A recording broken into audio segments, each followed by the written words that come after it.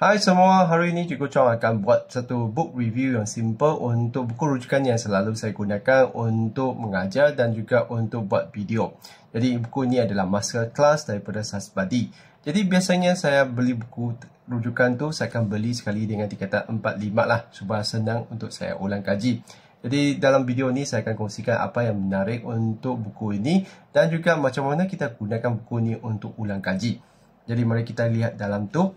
Jadi di depan tu ada video interaksi lah yang disediakan oleh Cikgu Fakri. Jadi anda boleh scan untuk lihat videonya di YouTube. Jadi depan tu ada berbagai video yang menerangkan apakah topik yang lebih popular keluar untuk SPM dan juga contoh-contoh soalan SPM yang lepas.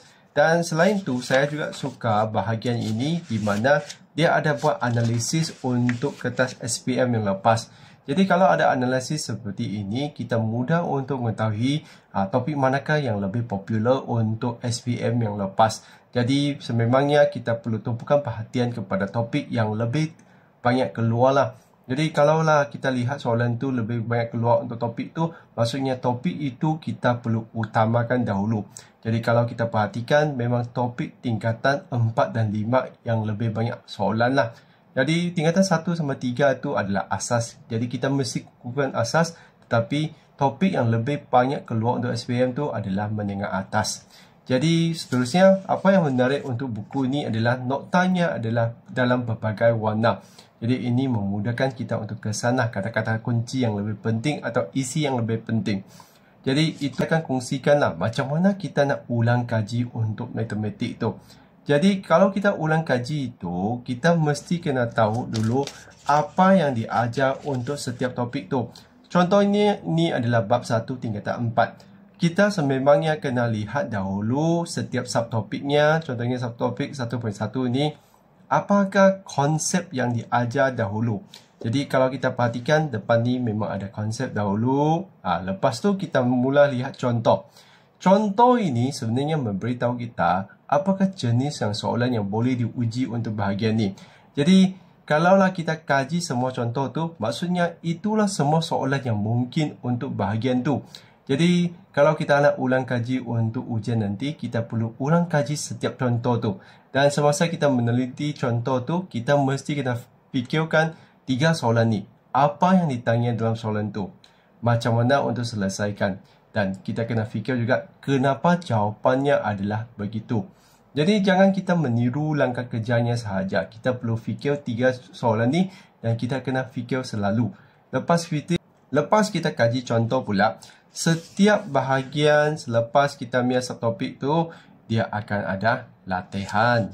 Contohnya di sini sampai contoh yang ke-11. Maksudnya untuk subtopik 1/1 ni ada 11 soalan yang mungkin untuk bahagian tu.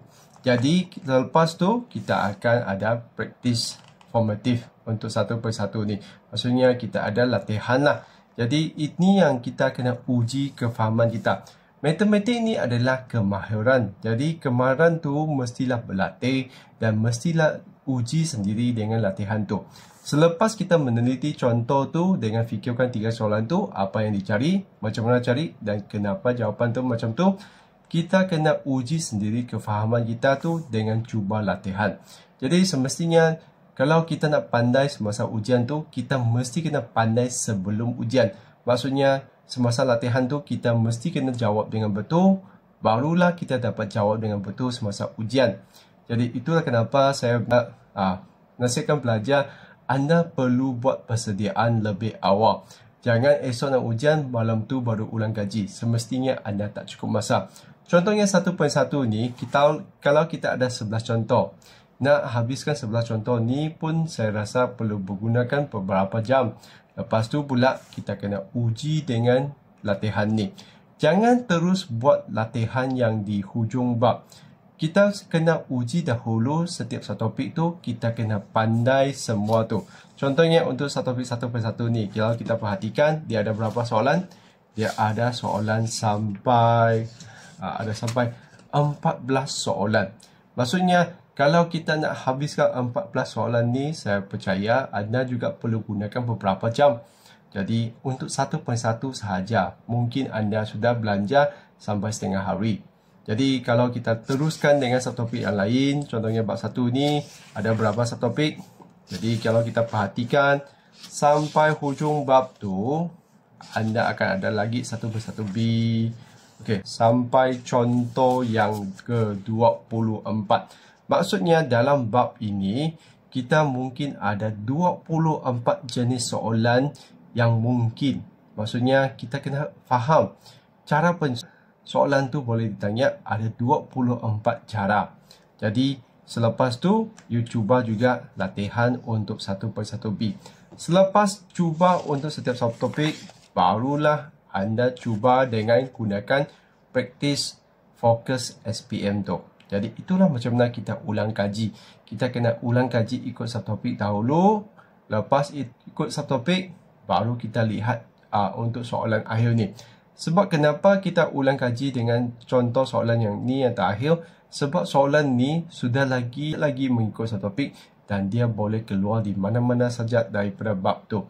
Jadi kalau anda tidak mahir dalam subtopik, semestinya dalam akhir bab tu anda akan menemui masalah.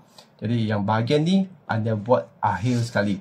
Dan semasa buat soalan objektif tu jangan tembak sahaja. Anda mesti kena faham kenapa anda pilih jawapan tu. Dan yang paling utama, kita mesti kena cuba soalan kertas 2 tu. Jadi, di sini memang banyak latihan. Itulah kenapa buku rujukan ini sebenarnya adalah sangat lengkap lah. Jadi, anda ulang kaji dengan nota sekali, contoh sekali, dan akhirnya uji sendiri dengan latihan. Buat latihan satu topik, selepas tu baru buat latihan yang hujung bab tu. Jadi, begitulah caranya macam mana kita ulang kaji dan juga saya rasa buku ni adalah sangat baguslah. Buku yang sangat lengkap, sangat jelas dan sangat mudah difahami. Jadi dalam video ni saya akhir sekali saya akan kongsikan juga link lah untuk versi masterclass yang terkini ni. Kalau anda nak beli, anda boleh rujuk link itu. Jadi begitu saja perkongsian kali ini. Sekian, terima kasih. Kita jumpa lagi.